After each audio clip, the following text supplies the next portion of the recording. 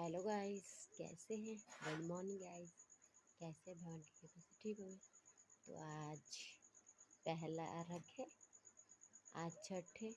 तो आपकी छठ को बहुत बहुत मेरी गाइस को शुभकामनाएं।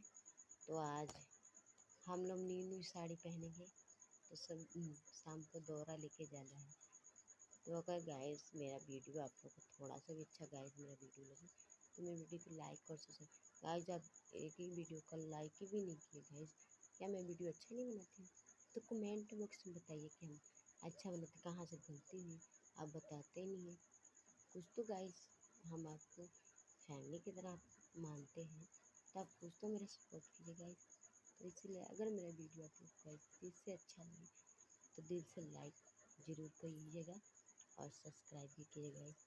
मुझे सब्सक्राइब की बहुत ज़रूरत है गाइस। प्लीज़ गाइस हम रिक्वेस्ट कर रहे हैं आपसे गाइस। Bye bye.